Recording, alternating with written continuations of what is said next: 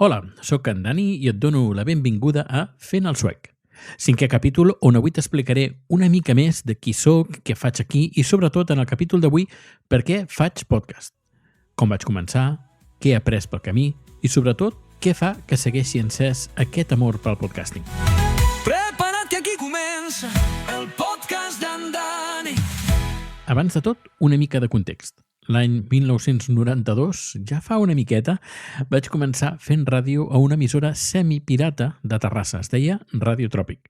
Jo tenia 20 anys i vaig començar produint un programa que es deia La Directa, amb 2 locutors, la mar de simpàtics.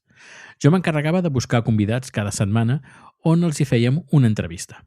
Després vaig produir un programa magazín els dissabtes i un altre els diumenges per la nit on alternava bandes sonores amb música clàssica.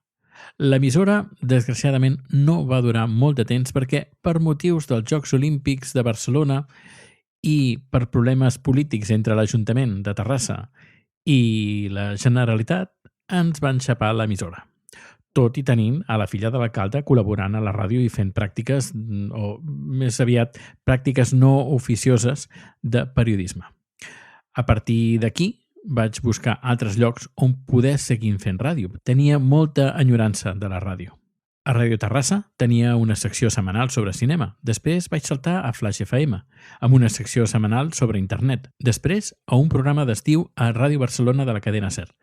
I ja ens plantem a l'any 2004 col·laborant a Ràdio Club 25 i parlant de música del món. Tenia una secció setmanal de 15 minuts on posava els èxits mundials de Polònia, Japó, Canadà, Suècia, entre d'altres països. Temes que mai hauríem escoltat.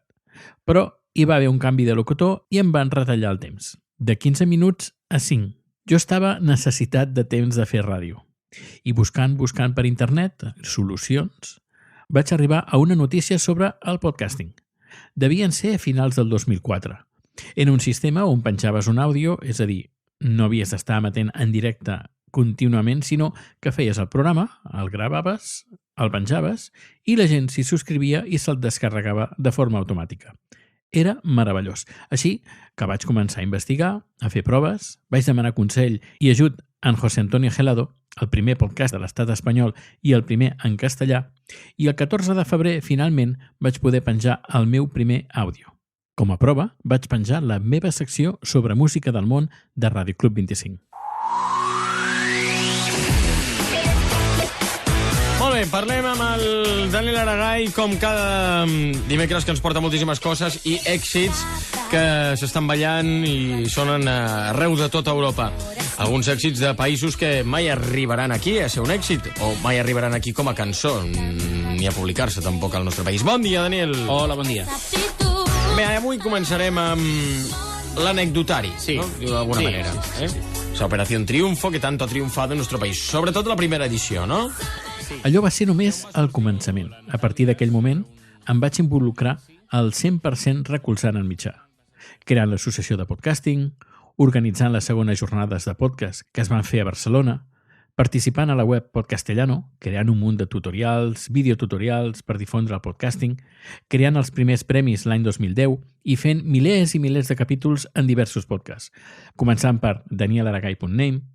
Després va venir El Rincón de Laura, que va ser número 1 a iTunes durant mesos i mesos, Dime tu, Viajes a tu aire. Vaig crear una agència de publicitat anomenada PubliPodcast amb Gelado, i quan em vaig mudar a Suècia ja va venir Haciendo el Sueco, al diari i fins avui, on m'autoallotjo els podcasts a un servidor que tinc a casa, comptant a dia d'avui 8 podcasts de diversa temàtica. I aquí segueixo. No només és un hobby, sinó és una passió que en aquests més de 20 anys m'he encarregat de difondre.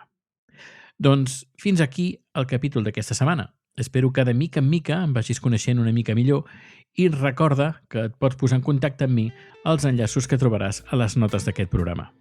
Moltes gràcies per compartir el teu temps amb mi i ens escoltem ben aviat. Però abans, aquí tens la cançó de la setmana. Fins aviat! Fa més de 20 anys que agafo el micròfon explicant històries des del cor i amb passió. Vaig ser dels primers a creure en el podcasting i aquí segueixo sense mai rendir-me. Del Daniel Aragai.aime fins a Dime tu. Haciendo el sueco i molts més al menú. Milers de capítols, tants que he perdut el compte, però segueixo creant sempre a punt pel pròxim compte. Vaig fundar una associació per fer créixer aquesta passió. Vaig crear uns premis per donar reconeixement, perquè el Pert Podcasting brilli sense perdre l'esperit valent. Europodcasting, el rincón de Laura, portant històries que el món no ignora. He fet tutorials ajudant a començar, perquè no podcasters puguin volar. Soc un podcaster, sí senyor, des del 2004 amb molt d'amor.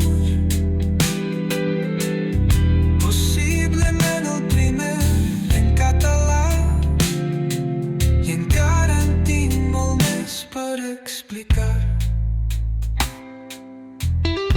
Les jornades de podcasting, Un somni fet real, un espai per créixer, per compartir i parlar. I mentre el món segueixi escoltant, jo seguiré gravant, jo seguiré somiant.